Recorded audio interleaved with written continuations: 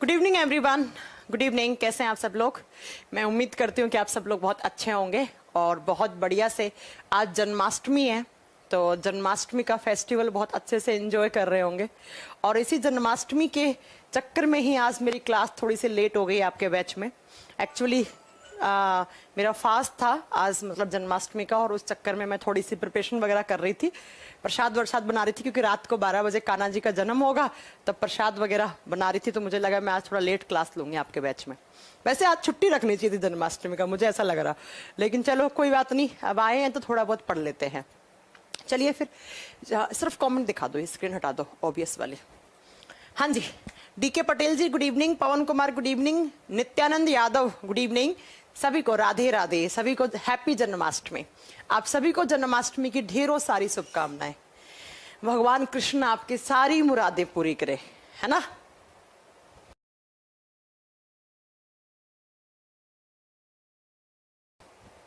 Good evening, good evening. हाँ जी, मेरा fast है राहुल, फास्ट था इसीलिए मैं थोड़ा सा आज हलवा बना रही थी, थोड़ा प्रसाद बना रही थी। पंजीरी बनाया, हलवा बनाया मैंने, जब आपके बैच में क्लास टाइमिंग पर मैं ये सब कर रही थी। तो मुझे लगा चलो क्लास तो ले लूंगी, क्या करूंगी बैठी बैठी, लेकिन उस समय मेरे को थोड़ा सा वो बनाना था, प्रिपरेशन करनी थी, इसलिए। चलो फिर स्टार्ट करें आज की क्लास। आज की क्लास स्टार्ट करें फिर। संघर्ष मिश्रा, बेबी कुमारी, जितेंद्र कुमार, मंजे कुमार, राकेश, जितेंद्र, अमित कुमार, चंदन कुमार। चलो फिर स्टार्ट करें। वंदना कुमारी आज की क्लास। अच्छा मैम मेरी बात सुनो, दीप्ति कह रही है। चलो बताओ दीप्ति क्या कह रहे हैं आप। एक्चुअली इतने सारे कमेंट आते हैं, दीप्ति तो पढ़ नहीं पाते हैं किसी किसी का कमेंट।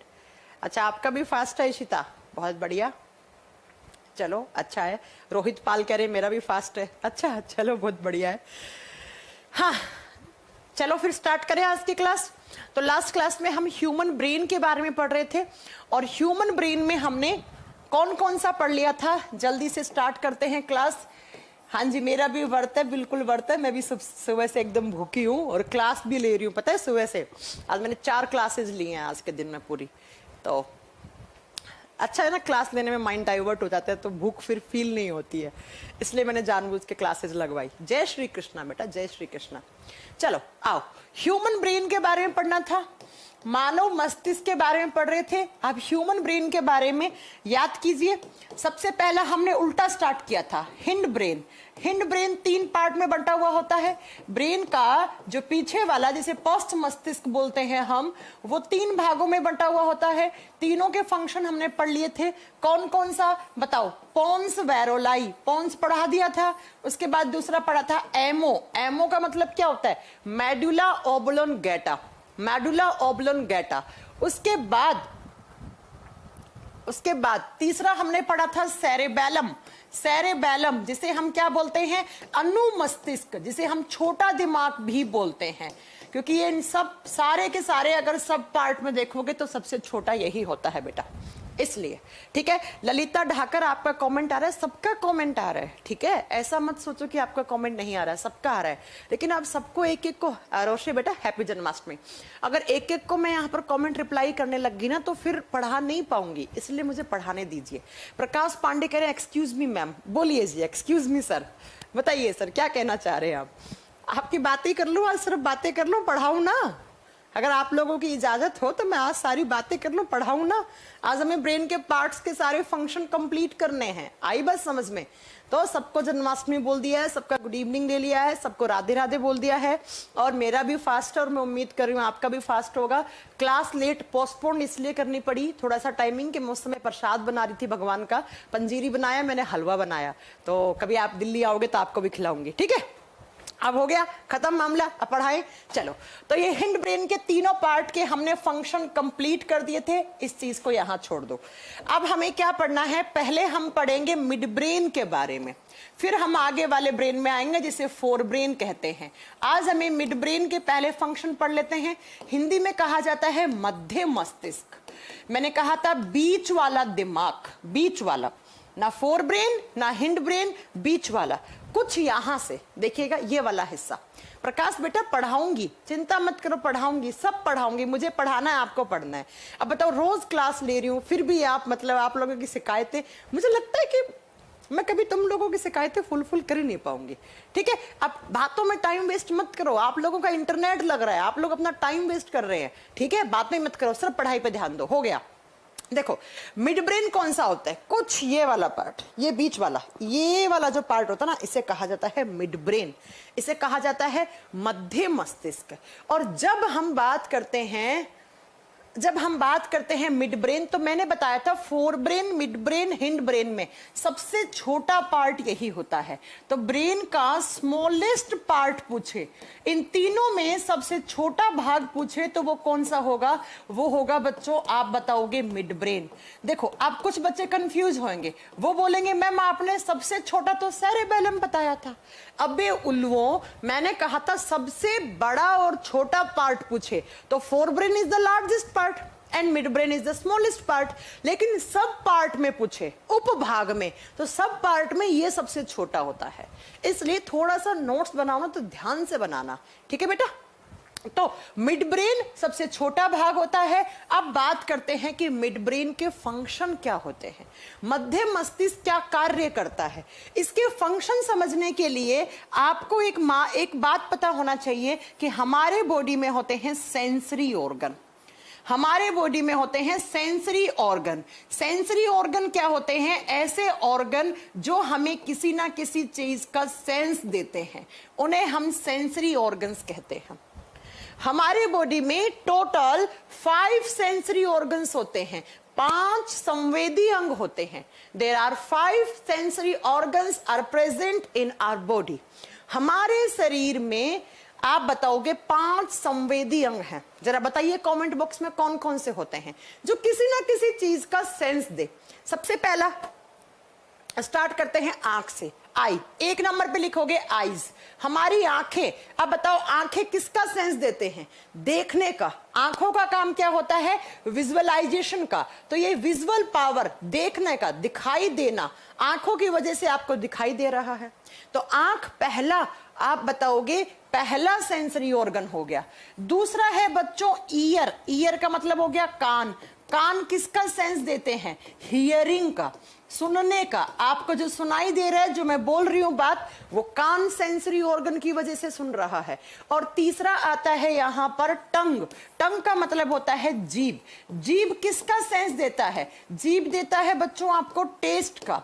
जो आपने खाना खाया है वो मीठा है, खट्टा है, कड़वा है, कैसा है। और फिर फोर्थ पे आता है आपका इसके बाद नोज। नोज का मतलब नाक। नाक किसका सेंस देता है, स्मेल का। स्मेल का मतलब है आपने कैसी स्मेल की है, अच्छी बुरी कैसी है। और 5वां आता है स्किन। स्किन का मतलब होता है त्वचा। स्किन किसका सेंस देता है, सर्दी का, गर्मी का, किसी ने चांटा मारा तो दर्द का एहसास करवाता है। मतलब कहने का मतलब है सर्दी लगना, गर्मी लगना, और बाहर से आपको किसी ने चांटा मारा, आप कहीं गिर गए तो स्किन के थ्रू आपको पेन भी फील होता है। तो ये 5 सेंसरी ऑर्गन होते हैं हमारे बॉडी में। एक क्वेश्चन आता है एग्जाम में, क्या क्वेश्चन आता है कि सबसे बड़ा सेंसरी ऑर्गन कौन सा है। तो स्किन से बड़ा कोई भी ऑर्गन नहीं होता है। आप जहां देखो हर हिस्से में हमारी स्किन होती है, इसलिए skin is the largest sensory organ. सबसे बड़ा संवेदी अंग त्वचा होता है, स्किन होता है। अब मैं ये क्यों लिखवा रही हूं, क्योंकि जो आपका मिड ब्रेन है ना, ये मिड ब्रेन 2 सेंसरी ऑर्गन को कंट्रोल करता है। किस किस को, आई एंड ईयर। आंख और कान सेंसरी ऑर्गन को कंट्रोल करता है मिड ब्रेन। इसका मतलब मैम हमारी आंख से जो भी सिग्नल आते हैं वो सब किसके पास जाते हैं, मिड ब्रेन के पास जाते हैं। कैसे, ध्यान से सुनिए। आपकी आंख में एक होता है रेटिना वाला पार्ट। मैं आगे जब आई की स्ट्रक्चर करवाऊंगी तो आपको बताऊंगी रेटिना, जिसे दृष्टि पटल बोलते हैं। आंख के अंदर एक पट होता है, मतलब एक स्क्रीन लगी हुई होती है। जैसे आप थिएटर में एक स्क्रीन लगी हुई होती है, उस स्क्रीन पर मूवी चल रही होती है, इमेज बन रही होती है।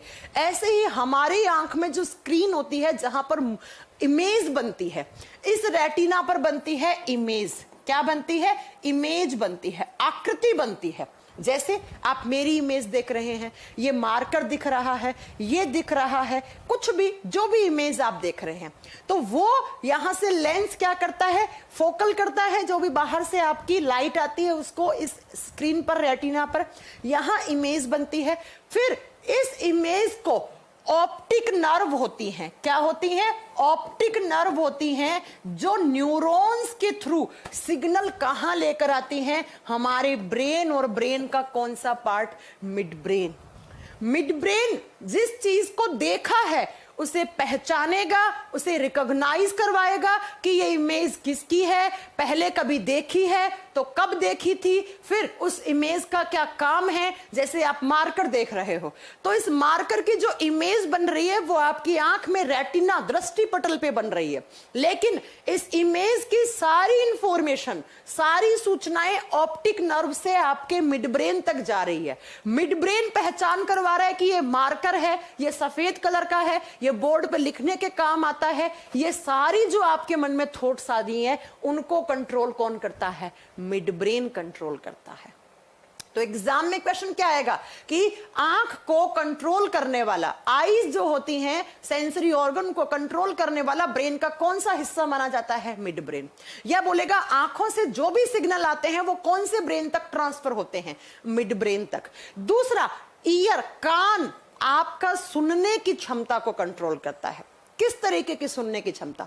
मेरे को किसी ने गेट खोला, मेरी मम्मी ने आवाज दी, तो मम्मी ने कहा, मम्मी ने मेरे को आवाज दी, तो मम्मी ने इस डायरेक्शन से आवाज दी, तो मैं इधर देखूंगी, तो वो सारे के सारे जो कान से होते हुए सिग्नल आते हैं वो मिड ब्रेन के पास आते हैं। मिड ब्रेन पहचानेगा कि किस डायरेक्शन से आवाज आई है। जिस डायरेक्शन से आवाज आई है उधर आप देखोगे। ऐसा तो है नहीं कि उधर से मम्मी आवाज देती है तो आप इधर देखने लग जाते हो, नहीं, ऐसा नहीं होता है। ठीक है, हाँ, ऐसा हो सकता है पॉसिबल जब आपका मिड ब्रेन खराब हो जाए। उस दिन हो सकता है कि आपकी मम्मी इधर से आवाज दे रही है, आप उधर देख रहे हो, ऐसा हो सकता है। ठीक है, फिर वो आवाज किसकी है, मम्मी ने क्या बोला है, क्या सुनाई दिया है, इन सब की पहचान करवाने का काम कौन करता है? मिड ब्रेन करता है।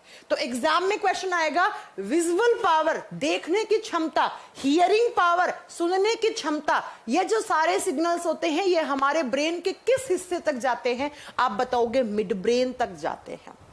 या क्या पूछेगा कि मिड ब्रेन कौन कौन से सेंसरी ऑर्गन को कंट्रोल करता है? आपका आंसर क्या होगा? आई एंड ईयर, सिर्फ दो को कंट्रोल करता है। तो आंख और कान से जितने भी सारे सिग्नल्स आते हैं वो कहां ट्रांसफर होते हैं? मिड ब्रेन में ट्रांसफर होते हैं। अब ये आप सोच रहे हो कि मैम टंग, नोज, स्किन को कौन कंट्रोल करता है? ये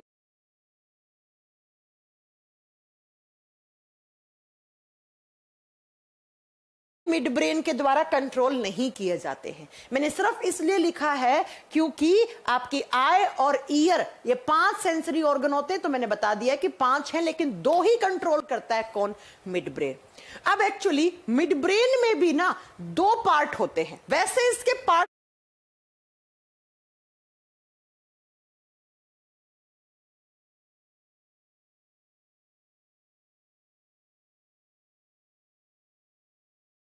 नहीं होते हैं, वैसे तो सिग्नल एक जगह ही आते हैं, लेकिन आप अगर ल्यूसेंट वगैरह कोई किताब पढ़ोगे उसमें तो इसका हिस्सा दे रखा है मिड ब्रेन का, वो हिस्सा नहीं होता है। देखो, मिड ब्रेन के अंदर आपको एक पार्ट पढ़ना को मिलेगा, एक नाम, बहुत टफ सा नाम भी लगता है, कॉर्पोरा क्वाड्रिजेमिना।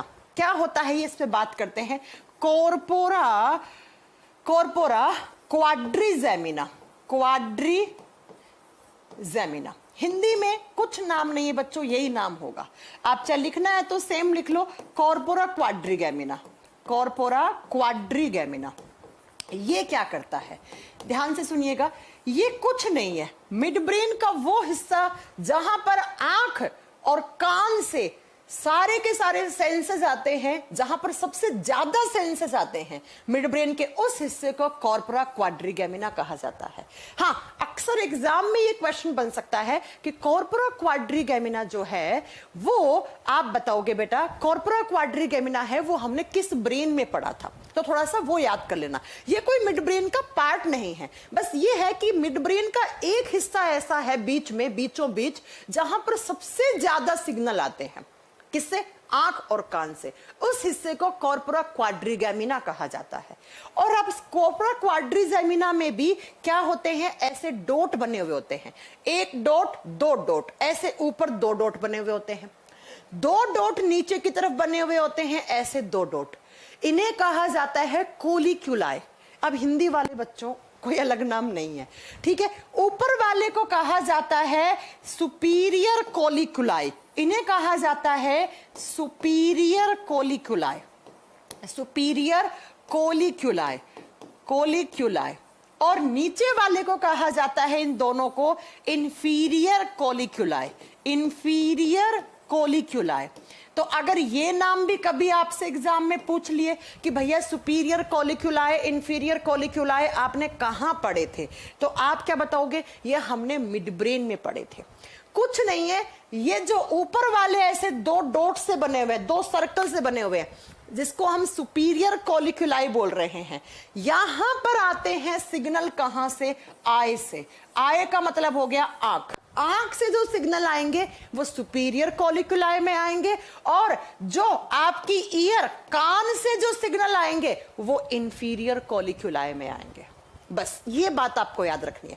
इसका मतलब सुपीरियर कोलिक्यूलाई किसको कंट्रोल कर रहा है? विजुअलाइजेशन को, विजुअल पावर को, देखने की क्षमता को कंट्रोल कर रहा है, पहचान कर रहा है किसकी इमेज देखी है, पहले कभी देखी है, नहीं देखी है। जैसे आप ताजमहल जाते हो, पहली बार आप ताजमहल देखने गए तो ताजमहल की इमेज बन रही है रेटिना पर, सारे ऑप्टिक नर्व से सिग्नल आ रहे हैं मिड ब्रेन तक। मिड ब्रेन के किस हिस्से तक? ऊपर वाले में, सुपीरियर में आएंगे। और जैसे सुपीरियर में आएंगे तो सुपीरियर कोलिक्यूलाई के न्यूरॉन्स इतने एक्टिव होंगे, वो बताएंगे ताजमहल है। फिर आप उसके बारे में जितनी बातें जानते हो कि किसने बनवाया था, सांझा ने बनवाया था, किसकी याद में बनवाया था, मुमताज की, ये किस कलर का है? सफेद कलर का, इतना बड़ा है। और अगर पहली बार देखने जा रहे हो तो इसकी इमेज यहाँ फिट हो जाएगी। लेकिन अगर आप 2-3 बार चले गए हैं तो बस पिछली बार कब आया था, किसके साथ आया था, ये सब आपकी दिमाग में आने लग जाती है। तो सुपीरियर कोलिक्यूलाई तक जो सिग्नल आते हैं वो आते हैं हमारी आंख से, और इंफीरियर कोलिक्यूलाई तक जो सिग्नल आते हैं वो हमारे कान से। मतलब ये किसको कंट्रोल कर रहा होगा? हियरिंग पावर को, मतलब सुनने की शक्ति को। तो एग्जाम में कोई भी क्वेश्चन आएगा तो वो इससे बाहर कोई क्वेश्चन नहीं आएगा कि आई और ईयर की सेंसेस कहां जाते हैं? मिड ब्रेन तक जाते हैं। फिर पूछेगा कॉर्पोरा क्वाड्रिगेमिना कहां पड़ा था, मतलब किस ब्रेन के अंदर हिस्से को कॉर्पोरा क्वाड्रिगेमिना कहा जाता है? Mid brain. सुपीरियर कोलिक्यूलाई आंख से आने वाले सिग्नल को रिसीव करती है, इंफीरियर कोलिक्यूलाई हियरिंग, कान से आने वाले सिग्नल्स को आप बताएंगे बेटा रिसीव करती है। बस इससे ज्यादा कुछ नहीं पढ़ना आपको मिड ब्रेन के बारे में। तो ये हो गया आपका mid brain. Hind brain complete हो गया, मिड ब्रेन के कोई पार्ट ही नहीं है तो हम पढ़ नहीं सकते इसके पार्ट्स। अब बात करते हैं, अब आता है आपका जिसकी आपको बहुत जरूरत है, वो है आपका फोर ब्रेन। ये है बच्चों काम का, ये है आपका काम का। इसमें भी एक हिस्सा काम में रखना है फिलहाल, बाकी बाद में करना है। ऐसा नहीं है कि वो काम के नहीं होंगे, लेकिन एक हिस्सा जो आपको आपकी मेमोरी को स्ट्रॉन्ग बनाएगा, जो आपकी विल पावर को स्ट्रॉन्ग करेगा, जो आपकी कंसंट्रेशन को स्ट्रॉन्ग करेगा, जो आपको इंटेलिजेंट बनाएगा, वो होता है सेरेब्रम। फोर ब्रेन इसे कहा जाता है अग्र भाग या अग्र मस्तिष्क, आगे वाले मस्तिष्क का हिस्सा। ठीक है, फोर ब्रेन के 3 हिस्से होते हैं, ये तो पहले ही पढ़ा चुकी हूं। कौन कौन सा? नंबर 1 पे आता है थैलेमस, नंबर 2 पे आता है हाइपोथैलेमस। बस थैलेमस के आगे हाइपो लगा दो, हाइपोथैलेमस। और 3 नंबर पे आता है, वो आता है सेरेब्रम। सेरेब्रम को हिंदी में या तो सेरेब्रम ही आएगा या आएगा प्रमस्तिष्क। प्रमस्तिष्क जो फूल वाला भाग बन रहा था आगे की तरफ, और यही सबसे बड़ा भाग होता है। अप्रोक्स 2/3 भाग ब्रेन का अकेला यही पार्ट घेर के रखता है। तो ये सबसे बड़ा सब पार्ट हो गया, सबसे छोटा सेरेबेलम है। फिर रिपीट कर रही हूं, नोट्स में अच्छे से लिख लेना, ठीक है, नोट्स में अच्छे से लिख लेना। ठीक है, क्या लिखोगे कि सेरेब्रम लार्जेस्ट सब पार्ट है, सेरेबेलम सबसे छोटा है। ठीक है, अब पढ़ेंगे सबसे पहले थैलेमस के फंक्शंस क्या है। बच्चों 5 सेंसरी ऑर्गन थे, आई एंड ईयर को किसने कंट्रोल कर दिया? मिड ब्रेन ने। कितने बचे? 3। वो तीनों कंट्रोल किए जाते हैं थैलेमस के द्वारा। अब बताओ थैलेमस किस किस को कंट्रोल करेगा? टंग, जीभ से जितने भी सारे सिग्नल्स आएंगे वो सारे किसके पास जाएंगे? थैलेमस के पास। आपने क्या खाया? खट्टी चीज खाई है, मीठा खाया है, कड़वा खाया है, तो आपकी जो जीभ है उसके ऊपर होती है टेस्टिंग बड, और टेस्टिंग बड के अंदर होते न्यूरॉन्स। वो न्यूरॉन्स सिग्नल लेकर आते हैं थैलेमस के पास। थैलेमस पहचान करवाएगा कि भैया क्या खाया है, उसका टेस्ट कैसा है, खाने में आपको कैसा लगा, उसका स्वाद कैसा है, उसका स्वाद कैसा है। अक्सर आप पढ़ते हो कि हमारी जीभ में टेस्टिंग बड होती है, तो बच्चों टेस्टिंग बड कोई आपको टेस्ट फील नहीं करवाती है। टेस्टिंग बड के अंदर जो न्यूरॉन्स हैं, वो न्यूरॉन्स किससे आकर जुड़े हुए होते हैं? थैलेमस से। तो थैलेमस वापस इस न्यूरॉन को सिग्नल देगा कि जाओ, अगर मीठा खाया है तो इस जगह सबसे आगे वाले पार्ट पर टेस्ट को फील करवाओ, अगर नमकीन खाया है तो साइड वाले पार्ट में, अगर कड़वा खाया है तो जीभ के सबसे लास्ट वाले हिस्से पे कड़वा फील करवाओ। तो कहने का मतलब है जो भी आपके सिग्नल आते हैं, कौन से? टंग से, जीभ से। अब जीभ से कैसे आएंगे सिग्नल? टेस्ट के आएंगे, जो खाना खा रहे हैं आप उसका, उसके टेस्ट के सारे सिग्नल थैलेमस के पास आते हैं। थैलेमस पहचान करवाता है कि भाई साहब आपने कैसा खाया है, ठीक है। दूसरा सेंसरी ऑर्गन है आपका नोज, नाक। नाक के द्वारा जितने भी सारे सिग्नल आते हैं जो किसकी पहचान करवाएंगे? स्मेल की। कैसी स्मेल की है आपने? वो सारे के सारे सिग्नल किसके पास आते हैं? थैलेमस के पास। थैलेमस पहचान करवाएगा कि ये स्मेल अच्छी है, बुरी है, या आप किसकी स्मेल कर रहे हो। जैसे गुलाब के फूल की स्मेल है, वो आपके दिमाग में बैठी हुई है, आपको उसकी पहचान पता है।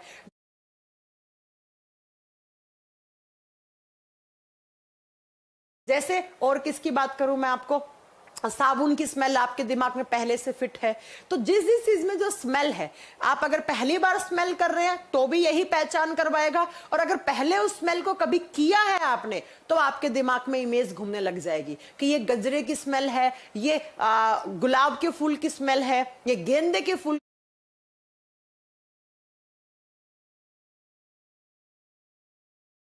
की स्मेल है, तो उस स्मेल की पहचान करवाना। और कचरे के डिब्बे के पास से जाओगे तो गंदी स्मेल आएगी। तो नोज से, टंग से, और नेक्स्ट लिखोगे स्किन। स्किन का मतलब है त्वचा। त्वचा से जितने भी सारे सिग्नल्स आते हैं। अब त्वचा से क्या आएंगे? हीट। हीट का मतलब है जब आपको गर्मी लगती है, उस गर्मी का एहसास कौन करवाएगा? थैलेमस। नेक्स्ट लिखोगे स्किन से और कौन कौन से आ सकते हैं सिग्नल? स्किन से आते हैं बच्चों इसके अलावा कोल्ड, ठंड लग रही है, उस ठंड का एहसास कौन करवाता है? थैलेमस करवाता है। इसके अलावा नेक्स्ट आप बताओगे पेन। पेन का मतलब है दर्द, लेकिन दर्द बच्चों दो प्रकार के होते हैं। एक तो मेरा सर दर्द, मेरा कमर दर्द, मेरा पेट दर्द, मेरा फलाना दर्द, फलाना दर्द। जो इंटरनल पेन होते हैं उनको थैलेमस कंट्रोल नहीं करता, वो हाइपो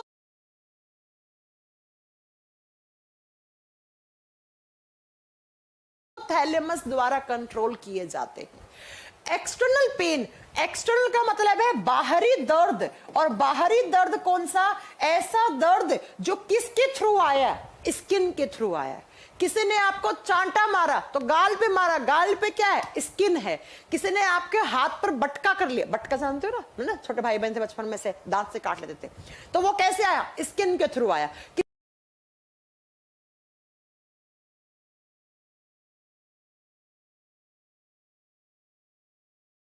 किसी ने आपको इंजेक्शन लगाया, किसके थ्रू आया? इसके थ्रू आया। आपको क्या हुआ? गर्म पानी की बाल्टी में हाथ दे दिया तो उसमें गर्माहट का जो एहसास हुआ है, गर्म तवे पे आपने हाथ दे दिया तो जो जलने का एहसास हुआ है, मतलब ऐसे दर्द जो आपको स्किन के थ्रू आते हैं। अब पेट में दर्द है तो वो कोई स्किन के थ्रू थोड़ी ना आ रहा है, सर में दर्द है तो स्किन के थ्रू थोड़ी आ रहा है। किसी ने चांटा मारा, किसी ने सुई लगाई आपको, कहीं आप गिर गए तो स्किन छिल गई, या आपको कोई गर्म चीज में हाथ दे दिया आपने। इस तरीके का जो दर्द है उसे कहते हैं बाहरी दर्द, एक्सटर्नल पेन। उनको कंट्रोल करने का, उसकी पहचान करवाने का कि किस हिस्से में आपको दर्द हो रहा है। जैसे आज मैं हलवा बना रही थी तो हलवे में जब पानी डालते हैं ना तो वो बुलबुले से, गर्म पानी डालते हैं हलवे में तो बुलबुले से उठते हैं। तो ये देखो, आप देख भी पा रहे हैं, 2 जगह मेरे वो पानी गिर गया, तो यहाँ पर क्या हो गया, फफोले बन गए 2, गर्म लग गया मुझे यहाँ पर। तो ये जो दर्द है, मेरे को गर्म लगा और मुझे दर्द हो रहा है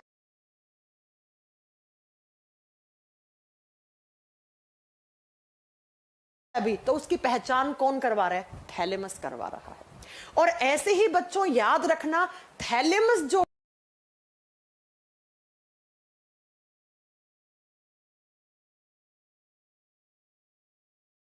है वो हमारे बॉडी के एक्सटर्नल टेम्परेचर को कंट्रोल करता है। एक्सटर्नल टेम्परेचर का मतलब है बाहरी तापमान। बाहरी तापमान का मतलब क्या है, एनवायरनमेंट का तापमान। अगर आपके आसपास के एनवायरनमेंट में गर्मी है तो गर्मी लगेगी भाई साहब, धूप में खड़े हो तो, और अगर सर्दी है, स्नोफॉल हो रहा है, तो सर्दी करवाएगा। इंटरनल बॉडी टेम्परेचर या इंटरनल कोई पेन है तो वो हाइपोथैलेमस फील करवाता है। देखो ना, थैलेमस हाइपोथैलेमस एक जैसे से है। थैलेमस बाहरी तापमान, बाहरी दर्द को फील करवाता है, और हाइपोथैलेमस आप क्या बताओगे, आंतरिक तापमान शरीर का और आंतरिक दर्द को फील करवाता है। ठीक है, तो ये बात याद रखिएगा। ठीक है, तो फोरब्रेन के क्या क्या काम हो गए। एग्जाम में क्वेश्चन कैसे आएगा मैम, एग्जाम में आएगा टेस्ट की पहचान ब्रेन का कौन सा पार्ट करवाता है, थैलेमस। फिर आएगा एग्जाम में स्मेल की पहचान कौन करवाता है, थैलेमस करवाता है। नेक्स्ट आप बताओगे सर्दी का एहसास, गर्मी का एहसास, या किसी ने चांटा मारा, किसी ने इंजेक्शन लगाया, तो उस दर्द का एहसास कौन करवाता है, थैलेमस। बाहरी तापमान को कौन आपको फील करवाता है, थैलेमस फील करवाता है। ये एग्जाम के क्वेश्चन, ये मेरे नहीं है। ठीक है, अच्छा कैसे बनाया हलवा, नहीं मैंने आटे का बनाया, मैं सूजी का नहीं खाती, सूजी का हलवा मुझे पसंद नहीं, मैं आटे का हलवा खाती। तो ये सारे एग्जाम के क्वेश्चन कर दोगे, किसी भाई बंधु का प्रॉब्लम नहीं होगी। टेस्ट पूछ ले, स्मेल पूछ ले, सर्दी गर्मी का एहसास करवाना, बाहरी दर्द, या आप बता दोगे एक्सटर्नल बॉडी टेम्परेचर कौन कंट्रोल करता है। जो भी सिग्नल स्किन के थ्रू आते हैं वो सारे किसके द्वारा पहचान करवाए जाते हैं, थैलेमस के द्वारा। और 3 सेंसरी ऑर्गन हो गए, टंग हो गया, नोज हो गया, स्किन हो गया, और आई और ईयर कहां जा रहा था, मिड ब्रेन के पास। ये लो, हो गया। चलो आप चलते हैं इसका दूसरा पार्ट, फोरब्रेन इनका दूसरा पार्ट जिसे बोलते हैं हाइपोथैलेमस। एक था थैलेमस, एक हो गया हाइपोथैलेमस। देखो थैलेमस टर्म है ना, वो टेम्परेचर के लिए काम में लिया जाता है। अब हाइपो है तो अंदर का, अकेला थैलेमस है तो बाहर का। तो हाइपोथैलेमस के क्या क्या फंक्शन होते हैं, मैंने आपको एक क्लास में शायद बताया होगा। क्या बताया होगा कि एक तो हाइपोथैलेमस जो है वो हार्मोन बनाता है। ये क्या सिक्रीट करता है हमारे शरीर में, हार्मोन बनाता है। बहुत सारे हार्मोन आपको आगे पढ़ाऊंगी। एंडोक्राइन सिस्टम, एंडोक्राइन सिस्टम क्या होता है, ऐसी ग्रंथियों के बारे में पढ़ना जो हमारे शरीर में हार्मोन बनाती हैं। तब मैं आपको इस हाइपोथैलेमस को वापस पढ़ाऊंगी। ये एक ब्रेन का हिस्सा है, ब्रेन का पार्ट भी है। ये एज ए ब्रेन के पार्ट की तरह भी बिहेव करता है, और ये एज ए एंडोक्राइन ग्लैंड की तरह भी बिहेव करता है, एक अंतःस्रावी ग्रंथि की तरह भी बिहेव करता है। क्यों, क्योंकि ये हार्मोन बनाती है। अब एक मिनट, हार्मोन यहां नहीं पढ़ाने वाली अभी मैं आपको, क्योंकि हार्मोन पढ़ेंगे एंडोक्राइन सिस्टम में। अभी हम पढ़ेंगे कि एज ए ब्रेन के पार्ट की तरह क्या क्या काम करता है, क्या फंक्शन है इसके। तो सबसे पहला लिखोगे हंगर, आपको भूख लग रही है, उस भूख का एहसास करवाना। जैसे अभी आज मेरा व्रत है तो बहुत जोर की भूख लग रही है, तो मुझे भूख कौन फील करवा रहा है, हाइपोथैलेमस। दूसरा थर्स्ट, आपको प्यास लगी है, भूख का लगना, प्यास का लगना, कौन सा ब्रेन का हिस्सा फील करवाता है, हाइपोथैलेमस। किसी भी शरीर के इंटरनल हिस्से में इंटरनल पेन हो रहा है आपको, इंटरनल पेन का मतलब है आंतरिक दर्द, सर में दर्द, कमर में दर्द, और कहां, आपका पेट में दर्द, मतलब किसी इंटरनल ऑर्गन में, हार्ट में दर्द हो रहा है, आपकी चेस्ट में दर्द हो रहा है, आपके पेट में दर्द हो रहा है, कमर में दर्द हो रहा है, सर में दर्द हो रहा है, जहां पर भी आपको किसी इंटरनल पेन का एहसास हो रहा है, उसे कौन फील करवाता है, आप बताओगे हाइपोथैलेमस फील करवाता है। नेक्स्ट, हमारे बॉडी के इंटरनल बॉडी टेम्परेचर को, आंतरिक तापमान, इंटरनल बॉडी टेम्परेचर, आंतरिक तापमान को भी कौन कंट्रोल करता है? आप बताओगे बच्चों, हाइपोथैलेमस। हमारे बॉडी का जो इंटरनल बॉडी टेम्परेचर है, अब आप समझते होंगे, शायद आपने पढ़ा होगा कि इंटरनल बॉडी टेम्परेचर कितना होता है। इंटरनल बॉडी टेम्परेचर कितना होता है? अप्रोक्स 37 डिग्री सेल्सियस के लमसम होना चाहिए। तो इंटरनल कहीं भी दर्द हुआ या इंटरनल बॉडी टेम्परेचर है, वो किसके द्वारा कंट्रोल किए जाते हैं? वो हाइपोथैलेमस के द्वारा कंट्रोल किया जाता है। नेक्स्ट, इसके बाद आपका स्माइल करने का मूड है, आपको हंसी आ रही है, किसी ने कोई जोक सुनाया तो आपको उस जोक को सुनकर आपको हंसी जो महसूस हुई, वो कौन फील करवाएगा? हाइपोथैलेमस। आपके इमोशंस को भी कौन कंट्रोल करता है? हाइपोथैलेमस। आपकी फीलिंग्स, आपकी भावनाएं, आपकी फीलिंग्स किसके लिए, कैसी फीलिंग्स है? अच्छी वाली, बुरी वाली, प्यार वाली, नफरत वाली, लव वाली है, प्यार वाली है, हेट, नफरत वाली है, इन सबको कौन महसूस करवाता है? हाइपोथैलेमस। कौन महसूस करवाता है? हाइपोथैलेमस। इसके अलावा नेक्स्ट, आपको डांस करने का मन हो रहा है, डांसिंग का, यही फील करवाएगा। आपको स्विमिंग करने का मन हो रहा है, आज तो मैं स्विमिंग करके आऊंगा, तो कौन फील करवाता है? हाइपोथैलेमस। आपको रनिंग करने का मन हो रहा है, यही फील करवाएगा। आज तो मेरा चटपटा खाने का मन हो रहा है, आज मेरा मीठा खाने का मन हो रहा है, तो ये सारे की सारी चीजों का सेंटर कौन होता है? हाइपोथैलेमस। हाइपोथैलेमस। एग्जाम में क्या क्या क्वेश्चन आएगा, ध्यान से सुन लो। एक तो आता है कि हमारे शरीर के आंतरिक तापमान को कौन कंट्रोल करता है? हाइपोथैलेमस। दूसरा क्वेश्चन आता है, भूख लगना, प्यास लगने का ब्रेन का कौन सा पार्ट महसूस करवाता है? हाइपोथैलेमस। कहीं पर भी शरीर के आंतरिक हिस्से में दर्द हो रहा है, कौन महसूस करवाता है? हाइपोथैलेमस। नेक्स्ट, किसके लिए कैसी फीलिंग्स हैं, प्यार वाली, नफरत वाली? देखो, दिल में कुछ भी नहीं होती हैं फीलिंग्स। बोलते हैं ना, मेरा दिल टूट गया, मेरे दिल में तुम्हारे लिए फीलिंग्स हैं, मेरे दिल में तुम्हारे लिए नफरत आ गई। बच्चों, दिल का एक ही काम है, हार्ट का काम होता है ब्लड को पंप करना, पंप करके पहले फेफड़ों के पास ट्रांसफर करना, फेफड़े उसके अंदर ऑक्सीजन घोलते हैं, फिर वापस आपका ब्लड हार्ट में आता है और हार्ट उस खून को पंप करके हमारे बॉडी में सर्कुलेट करता है। हार्ट का सिर्फ एक काम है, ब्लड को पंप करो, ऑर्गन्स के बीच में फेंक दो, ब्लड को पंप करो, ऑर्गन्स के बीच में फेंक दो। जैसे हमारे घर में एक क्या होता है, मशीन लगा हुआ होता है, पानी वाली मोटर मशीन होती है, वो क्या करती है? पानी को पंप करती है, पहले फ्लोर पे, दूसरे फ्लोर पे, तीसरे फ्लोर पे उसको पंप करके भेज देती है। उसी मशीन की तरह आपका हार्ट काम करता है। ये सिर्फ फालतू की बकवास है कि मेरे दिल में उसके लिए नफरत है, मेरे दिल में उसके लिए प्यार है, सारी चीजें बकवास है। ये मूवीज में अच्छी लगती हैं बच्चा। इसके अलावा आप याद रखेंगे कि सारी की सारी जो फीलिंग्स होती हैं वो इसका खेल होता है। इसका मतलब हाइपोथैलेमस फील करवाता है। तो ये सब मूवीज में अच्छी लगती हैं कि मेरा दिल तोड़ दिया, मेरे दिल में घंटी बजी, वो सब यही होता है। अगर होता है तो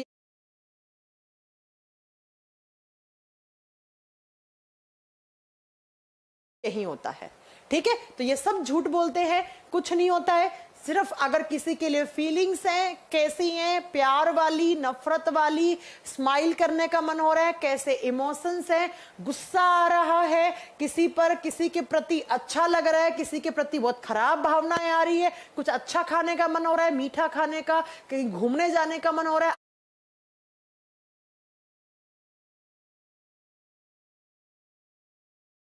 आज मेरा मन नहीं लग रहा है, आज मेरा मूड खराब है, ये सारी की सारी फीलिंग्स का सेंटर कौन होता है? हाइपोथैलेमस।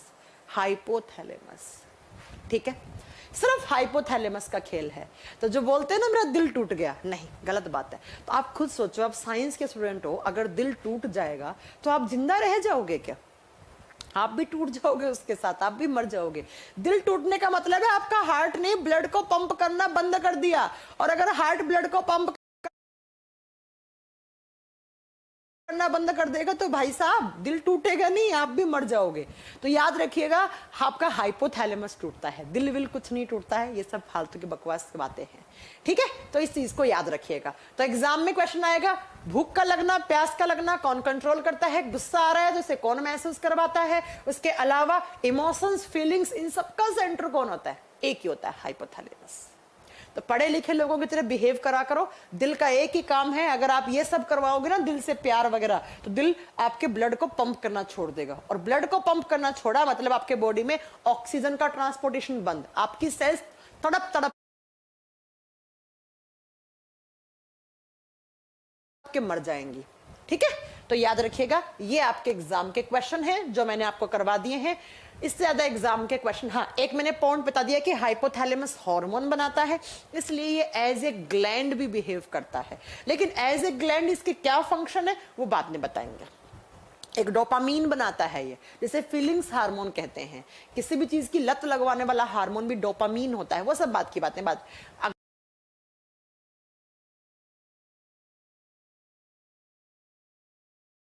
अगला चैप्टर शायद मैं वही पढ़ाऊं आपको, तब डिस्कस करेंगे, ठीक है। तो ये हो गया आपका हाइपोथैलेमस।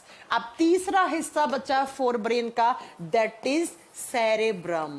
तो बच्चों हाइपोथैलेमस को साइड में छोड़ दो, ये आपके काम का है। आप जिस उम्र में हैं उस उम्र में सबसे ज्यादा इसे एक्टिवेट रखो, क्योंकि ये आपका काम का है। ये आपको देगा बुद्धि, ये आपकी विल पावर स्ट्रॉन्ग करेगा, आपकी कंसंट्रेशन पावर को स्ट्रॉन्ग करेगा, आपको इंटेलिजेंट बनाएगा। तो इसे थोड़ा, हाँ डर भी वही होगा, अगर डर भी लग रहा है उसकी पहचान भी हाइपोथैलेमस करवाता है, ठीक है। अब मेरी बात को जरा ध्यान से सुनिएगा, सेरेब्रम ये आपके काम का है। तो हाइपोथैलेमस को भूल जाइए, प्यार नफरत सब भूल जाइए, ये आपके काम का है, इस पर ध्यान दो। सेरेब्रम को कहा जाता है बच्चों, एक तो 2/3 भाग में अकेला बैठा है भाई साहब, ये 2/3 भाग, और बैठा हुआ होना चाहिए। ये बड़ा होना भी स्वाभाविक है, क्योंकि यही काम का है, पूरी जिंदगी भर यही काम आएगा। हाइपोथैलेमस तो बस ये जवानी की उम्र में काम आएगा 3-4 साल, उसके बाद में ये काम में आएगा, ठीक है बच्चों। तो 2/3 भाग में होता है, इसे कहा जाता है इंटेलिजेंट माइंड, इसी को कहा जाता है बुद्धि देने वाला। इंटेलिजेंट माइंड, बुद्धि प्रदान करने वाला। इंटेलिजेंट माइंड अगर आपसे पूछ लेना किस ब्रेन के हिस्से को कहते हैं, जो हमें बुद्धि देता है, जो आपको इंटेलिजेंट बनाता है, जिसकी वजह से आप बुद्धिमान जीव कहलाओगे, तो वो कौन है आप बताओगे बेटा, वो है सेरेब्रम।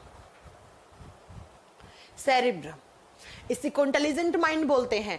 यही आपकी मेमोरी स्ट्रॉन्ग करता है, क्योंकि यही इसी हिस्से में आपकी मेमोरी बनती भी है, याददाश्त बनती भी है और स्टोर भी होती है। तो यही तो काम का है। आपको क्या चाहिए, बुद्धि अच्छी होनी चाहिए, आपकी मैथमेटिक्स अच्छी हो, रीजनिंग अच्छी हो, लर्न करने की कैपेसिटी अच्छी हो, और पढ़ी हुई बातें याद रहें आपको। यही सब तो हमें चाहिए, और क्या चाहिए। इसीलिए आपकी उम्र में आप इसको स्ट्रॉन्ग बनाइए अपना। अब जब मैं सेरेब्रम की बात करती हूँ तो थोड़ी सी बातें आपको डिटेल में पढ़नी होंगी। इस सेरेब्रम जो है वो 2 हिस्सों में बंटा हुआ होता है। सेरेब्रम 2 भाग में बंटा हुआ होता है, एक होता है इसका छोटा भाग, एक होता है इसका बड़ा भाग। सेरेब्रम 2 हिस्सों में बंटा हुआ होता है, ये इसका छोटे वाला हिस्सा है, ये इसके बड़े वाला हिस्सा है।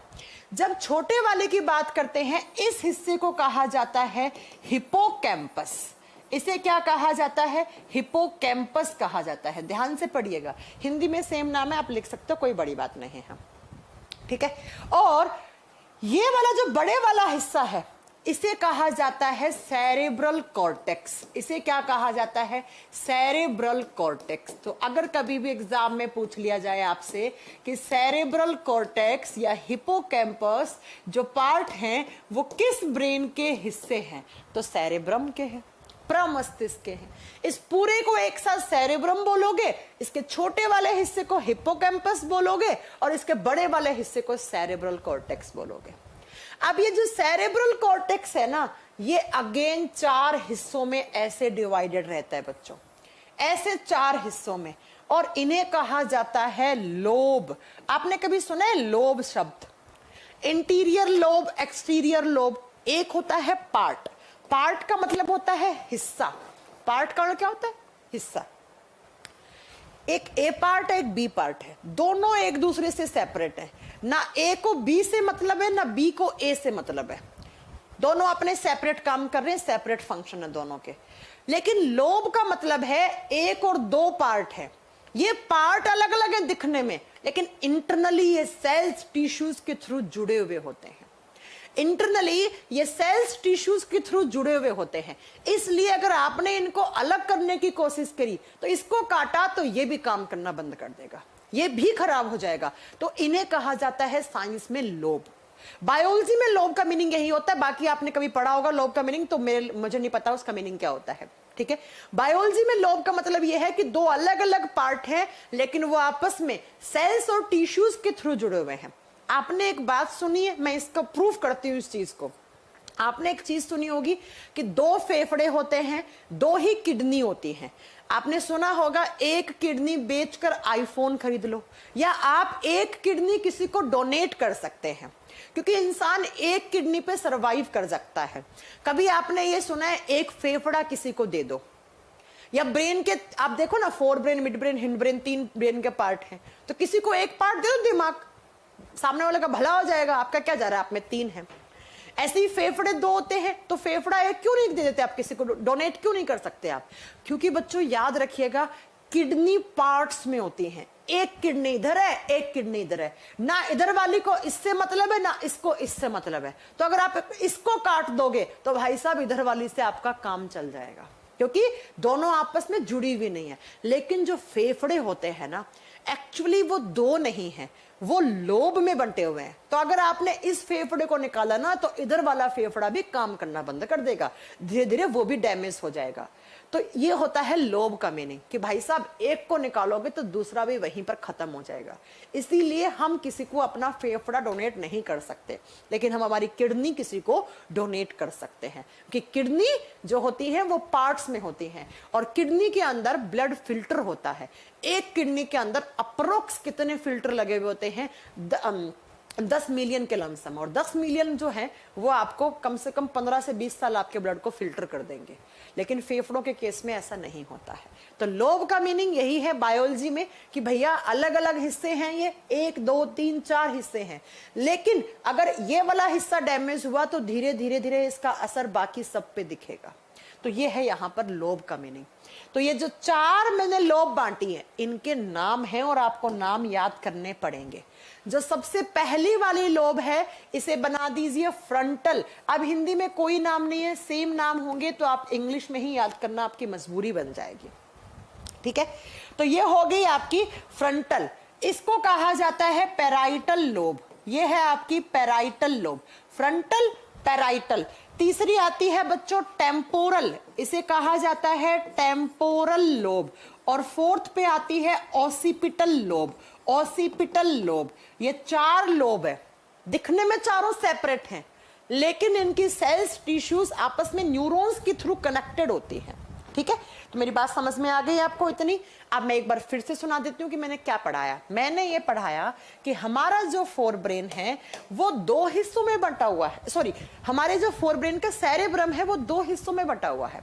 तो सुनिएगा जरा, जो छोटे वाला हिस्सा है उसे हिपोकैम्पस बोलते हैं, और जो बड़ा हिस्सा है उसे एक साथ मिलाकर बोलते हैं सेरेब्रल कॉर्टेक्स। ये पूरा जो चार लोब है इसको सेरेब्रल कॉर्टेक्स बोलते हैं। सेरेब्रल कॉर्टेक्स अगेन चार लोब में बंटा हुआ होता है। एक होती है फ्रंटल लोब, एक होती है पैराइटल, एक होती है टेम्पोरल, एक होती है ओसिपिटल। ये चार लोब है। अब जब चार लोब हैं तो इतना तो समझ में आ गया होगा, चारों के अलग अलग फंक्शन होंगे, ये तो कोई बता देगा बात। तो फ्रंटल के एक अलग काम है, पैराइटल के अलग काम है, टेम्पोरल के अलग काम है, ओसिपिटल के अलग काम है। वही हमें पढ़ने हैं कि क्या काम करता है फ्रंटल। अब एग्जाम में क्वेश्चन आते हैं कि भैया जब आप नींद में होते हो तो आपके सपने बन रहे होते हैं, उन सपनों को बनाने वाला लोब कौन सा है? मेमोरी कहां बनती है? या जो आप कुछ लोग आपने देखा होगा मैथमेटिक्स में बहुत स्ट्रांग होते हैं,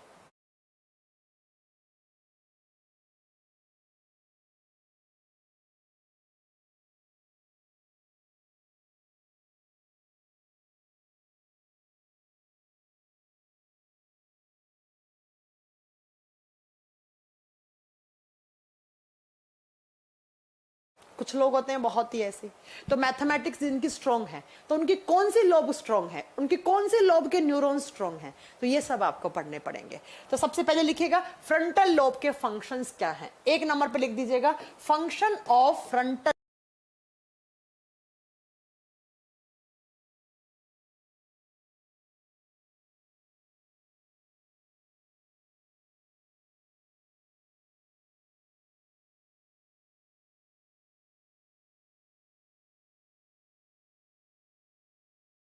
लोब। फ्रंटल लोब के क्या काम है, क्या करता है फ्रंटल लोब, कौन कौन सी एक्टिविटी आपके बॉडी में जिनको कंट्रोल करता है। जब हम फ्रंटल लोब की बात करते हैं बच्चों, इसके की पॉइंट लिखना। पहला, जब कभी भी आप इमेजिन करते हो किसी चीज को, इमेजिनेशन पावर इसी ब्रेन के पार्ट की देन है।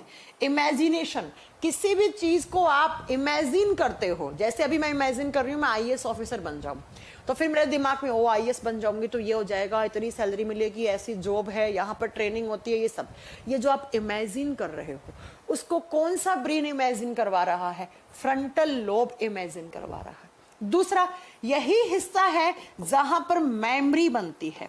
तो नेक्स्ट लिखोगे मेमोरी फॉर्मेशन, याददाश्त बना रही है, याददाश्त बनती है सिर्फ यहां पर, स्टोर नहीं हुई है। जैसे मैंने बोर्ड पर एक अजीब सा नाम लिखा, कॉर्पोरा नाम लिखा, तो आप ये जो आप पढ़ रहे हो ना कॉर्पोरा, मतलब जब इस समय जो आपकी मेमोरी बन रही है, मतलब ये नाम है कोई, मैंने कभी पढ़ा होगा किसी जमाने में, तो या नहीं पढ़ा है तो आज पहली बार आप आप पहली बार इस शब्द को पढ़ रहे हो। तो जो अभी प्रेजेंट में जो मेमोरी बन रही है उसे फॉर्म करवाना, उस याददाश्त को बनाने का काम करता है फ्रंटल लोब। इसके बाद नेक्स्ट काम करता है प्रॉब्लम सॉल्विंग। आपके सामने कोई भी प्रॉब्लम आई, उस प्रॉब्लम को कैसे सॉल्व करना है, ठीक है। जैसे अभी आप बाहर गए तो आपके पीछे पागल कुत्ता पड़ गया, तो उस पागल कुत्ते से कैसे निपटना है, निपटने के लिए जो आइडिया आएंगे, या तो इसको पत्थर मारो, या हट जाओ, कुछ भी करने का, या चीख लो, चिल्ला लो, कोई आ जाए हेल्प के लिए, या आप हेल्प के लिए किसी को बुला लो। तो ये जो प्रॉब्लम आपने सॉल्व की है ये फ्रंटल लोब की देन है। नेक्स्ट आता है बच्चों कंसंट्रेशन पावर को कंट्रोल करता है। और कंसंट्रेशन पावर का मतलब क्या हो गया, एकाग्रचित्ता। जब भी आप कभी भी कंसंट्रेट करते हैं अपने ब्रेन को, जब आप पढ़ाई करते हैं तो जो कंसंट्रेट होकर आप पढ़ाई कर रहे हैं, कंसंट्रेशन जो है बना रही है आपकी, वो कौन दे रहा है, फ्रंटल लोब दे रहा है। अगर आप कंसंट्रेट नहीं कर पा रहे हैं इसका मतलब आपकी फ्रंटल लोब में बहुत कुछ चल रहा है उसके अलावा, इसलिए आप पढ़ाई में प्रॉपर तरीके से कंसंट्रेट नहीं कर पा रहे हैं। नेक्स्ट, इसके बाद अगला इसका काम होता है बच्चों डिसीजन मेकिंग का। कब किस समय कैसा निर्णय लेना चाहिए, डिसीजन मेकिंग का काम यही लोब करती है। जैसे मैंने कहा ना, आपके पीछे पागल कुत्ता पड़ गया तो आपको डिसीजन लेना है उस समय कि इस पागल कुत्ते से बचाव कैसे करना है। या तो आप भाग जाओ, या आप चिल्ला लो, या आप उस पागल कुत्ते का सामना करो, उसे पत्थर मारो। तो उस समय जो आपने निर्णय लिया, जो डिसीजन लिया, वो मेकिंग का काम कौन करवाता है, फ्रंटल लोब करवाता है। नेक्स्ट, विल पावर, इच्छा शक्ति। आपकी कैसी विल पावर है, डिटर्मिनेशन कैसा है आपका, इच्छा शक्ति को यही कंट्रोल करता है कि भैया कैसी विल पावर है। कुछ लोगों की बहुत तगड़ी होती है ना। जैसे आज आपने देखा होगा कि आज फिर वो गोल्ड मेडल लाए हैं ना पैरालंपिक में, जिनका एक पाँव नहीं है, एक पाँव लोहे का लगा हुआ है, सोचिए, फिर भी गोल्ड मेडल लेकर आए हैं, है ना। तो वही बात है, तो विल पावर आपकी कैसी है। इसके अलावा नेक्स्ट, ये लोब करती है पर्सनैलिटी डेवलपमेंट का काम करवाती है। पर्सनैलिटी डेवलपमेंट को बोलते हैं व्यक्तित्व विकास। आपकी पर्सनैलिटी किस टाइप की है, आप जानते हैं हर एक इंसान की यूनिक पर्सनैलिटी होती है। मेरी पर्सनैलिटी कुछ और है, आपकी कुछ और है, आपकी कुछ और है, अलग अलग है, ठीक है। तो पर्सनैलिटी को डेवलप करवाने का काम किसका होता है, फ्रंटल लोब का होता है। नेक्स्ट लिखोगे, इसका 8वां काम होता है क्रिएटिविटी। कैसी है आपकी क्रिएटिविटी? जनरली लड़कियों की क्रिएटिविटी बहुत अच्छी होती है, अच्छी पेंटिंग करती हैं, वो क्रिएटिव होती हैं, किसी भी चीज का कुछ भी बना देती हैं। अब क्रिएटिविटी का मतलब ये नहीं होता है कि बचपन में हमने एक पेपर फाड़ा और जहाज बना लिया पेपर वाला, उसे क्रिएटिविटी नहीं बोलते हैं, वो तो सब कर लेते हैं। मैम इनकी हिंदी, बेटा हिंदी पता है, इमेजिन करना है, इसकी क्या हिंदी नहीं मालूम होगी क्या आपको? याददाश्त का बनना, प्रॉब्लम समस्या को हल करना, कॉन्सेंट्रेशन पावर, एकाग्रचिता शक्ति को कंट्रोल करना, निर्णय लेने की शक्ति, विल पावर, इच्छा शक्ति, व्यक्तित्व विकास करवाना, क्रिएटिविटी, रचनात्मक क्रिएटिविटी जो आपकी है। नेक्स्ट लिखोगे थॉट्स लाना। जब कभी भी आप किसी भी चीज के बारे में सोचते हैं, थॉट्स क्रिएट करने वाला लोभ यही होता है, सोचने की शक्ति, यही थॉट्स, सोचना।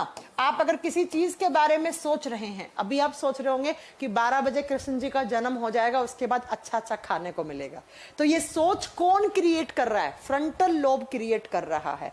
इसके अलावा आप लिख दो इंटेलिजेंस। इंटेलिजेंस भी इसी की देन होती है। अब हर इंसान का आईक्यू लेवल अलग होता है, हर इंसान की कैप्चर करने की कैपेसिटी अलग होती है। ऐसा ऐसा आप याद कर सकते हो, ठीक है? तो एग्जाम में क्वेश्चन आता है, देखो एग्जाम में या तो आएगा कि थॉट्स प्रोसेस कौन कंट्रोल करता है? सेरेब्रम। याददाश्त कहां बनती है? सेरेब्रम, क्योंकि फ्रंटल लोब किसका हिस्सा है? सेरेब्रम का ही तो हिस्सा है। या पूछेगा इमेजिनेशन का काम कौन करवाता है? याददाश्त कौन बनाता है? प्रॉब्लम सॉल्विंग वाला ब्रेन का पार्ट कौन सा है? सेरेब्रम। कंसंट्रेशन पावर कौन कंट्रोल करता है? सेरेब्रम। डिसीजन मेकिंग कौन करवाता है? Cerebrum. Will power, personality development, creativity, thoughts, intelligence, ये सारी। हाँ, विजडम भी लिख सकते हो आप, बुद्धिमान, बुद्धिमता, इन सबको कौन कंट्रोल करता है? सेरेब्रम। और सेरेब्रम का भी कौन सा लोब? सबसे आगे वाला, जिसे हम क्या बोलते हैं? फ्रंटल लोब बोलते हैं। क्लियर है मेरी बात? एग्जाम में अगर क्वेश्चन आ गया तो, हाँ एग्जाम में ये क्वेश्चन आता है, थॉट्स क्रिएट करने वाला ब्रेन का हिस्सा कौन सा है? तो ये किस में पढ़ रहे हैं? ये सब हम किस में पढ़ रहे हैं बच्चों? हम पढ़ रहे हैं सेरेब्रम में। तो सेरेब्रम के काम है ये सारे फंक्शन, ठीक है? बता दोगे? अब लिखेंगे नेक्स्ट, फ्रंटल के बाद दूसरी लोब लिखेंगे हम, उसके बाद पैराइटल लोब के फंक्शंस क्या क्या हैं। बी नंबर पे लिखेंगे पैराइटल। पैराइटल लोब के क्या फंक्शन है, बस ये मैं कल पढ़ाऊंगी। अब यार मेरा ना फास्ट है, थोड़ा सा व्रत है, तो एनर्जी डाउन हो रखी है, सुबह से कुछ नहीं खाया है, और इनफैक्ट मैंने पानी भी शायद एक ही बार पिया था नहाने के बाद, उसके बाद मैंने पानी भी नहीं पिया अभी तक। बस चलें, आज के लिए इतना बहुत है, कल मिलते हैं। कल आपके बैच के टाइमिंग पर क्लास होगी। आज इसलिए कि थोड़ा सा प्रसाद वरसाद बनाने में थोड़ा सा वो हो गई थी, लेट हो गई थी। फिर मुझे लगा पढ़ाऊंगी तो सही थोड़ा बहुत, क्योंकि पढ़ाने से थोड़ा टाइम कट गया। देखो 1 घंटे समय बीत गया, पता ही नहीं लगा कब बीता। नहीं तो भूख का एहसास करवा देता है मेरा हाइपोथैलेमस तुरंत, है ना? चलिए फिर, तो आज की क्लास यहीं रखेंगे हम। जाइए अच्छे से जन्माष्टमी को बढ़िया तरीके से सेलिब्रेट कीजिए, कान्हा जी के जन्म को करवाइए बढ़िया तरीके से। अगर आप मथुरा वृंदावन में रहने वाले हैं तो फिर तो वहाँ की तो बात ही अलग है। मैं भी सोच रही हूँ, मैं अगर, लेकिन टाइम कहाँ मिल पाता है। मैंने भी सोचा था वृंदावन जाऊंगी इस बार, लेकिन कहाँ समय मिल पाता, क्लासेस उलासेस सब मोह माया में फंस गए हैं। ठीक है, चलिए फिर आज के लिए हलवा तो खिला दो। मैंने बहुत टेस्टी हलवा बनाया है, दिखाऊं आप लोगों को? रुको मैं प्रसाद दिखाती हूँ आप लोगों को, 1 मिनट रुकना। अरे बाप रे, ढोल वोल बज रहे, बंद मत करना क्लास। मैं बच्चों को अपना प्रसाद दिखाने जा रही हूँ। बच्चे कह रहे हैं मैम हलवा खिला दो। खुशबू बड़ी अच्छी आ रही है मेरे हलवे में। ये देखो, आप लोगों को लग रहा होगा कि मैंने बनाया नहीं, ये देखो मैंने सच में हलवा बनाया। ये देखिए, दिख रहा है ना, बड़ा टेस्टी। मेरे को खुशबू बड़ी अच्छी आ रही है मेरे से। बेटा ऑल फैक्ट्री लोब क्या होता है वो सब बताऊंगी मैं, थोड़ा रुको। वो यहाँ नहीं होता है। ऑल फैक्ट्री और जो आपका एक और कौन सा होता है, हलवा देख के तो मैं भूल ही गई, ये दोनों बताऊंगी मैं बेटा। ऑल फैक्ट्री होता है आपका इसमें नाक वाले हिस्से में, ठीक है? तो खिलाऊं कैसे? आप लोग कभी आएंगे जब आपका सिलेक्शन हो जाएगा, बढ़िया तरीके से आपकी नौकरी लग जाएगी, उस दिन मैं आपको अपने हाथ से हलवा बना के पक्का खिलाऊंगी, ठीक है। तो बड़ा अच्छा है, दिखने में तो बहुत अच्छा लग रहा है, खुशबू भी बहुत जबरदस्त आ रही है। अब बाकी मैं आपको कल बताऊंगी खा के 12 बजे के बाद कि कैसा बना है। मैं बहुत अच्छा खाना बना लेती हूँ, पता है आप लोगों को, बहुत अच्छा खाना बना लेती हूँ, लेकिन ओनली वेज, क्योंकि हम सब लोग वेजिटेरियन है, नॉन वेज नहीं खाते हैं। तो वेज में बहुत अच्छा खाती हूँ, बना लेती हूँ, मैं बहुत बढ़िया बना लेती हूँ। तो कभी आएंगे तो बिल्कुल खिलाऊंगी। भगवान करे आपके जल्दी से भगवान कृष्ण आपकी मनोकामनाएं पूरी करे और आप लोग मेरे से हलवा खाने आओ, है ना। चलो हलवे की रेसिपी बता दूं, चलो वो बाद में बताऊंगी, है ना। मैंने वो वाला हलवा बनाया है जो गुरुद्वारे में नहीं मिलता प्रसाद, वो वाला मंगाया है मैंने। ईसीजी क्या होता है, ईसीजी बताएंगे, ईसीजी बताएंगे, ईईजी बताएंगे, थोड़ा रुको, सब बताएंगे, सब बताएंगे, ठीक है। तो आप सबको हमारे घर के, मेरे मैं जहाँ रहती हूँ ना, मैं 3rd फ्लोर पे रहती हूँ, जस्ट नीचे हमारे ग्राउंड फ्लोर पे मंदिर है। मैं ऐसे घर में रहती हूँ, पता है कितना पवित्र घर है मेरा।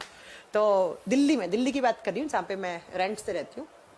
तो वह देखो नीचे मंदिर है, तो बढ़िया तरीके से सजा रखा है। तो मैं जाती हूँ, थोड़ा सा मैं भी अंकल जी की हेल्प करती हूँ, बढ़िया पूजा पाठ करते हैं और बस फिर मिलते हैं, ठीक है। चलिए फिर bye bye, take care, take care. और हाँ, हैप्पी जन्माष्टमी, आप सबको हैप्पी जन्माष्टमी।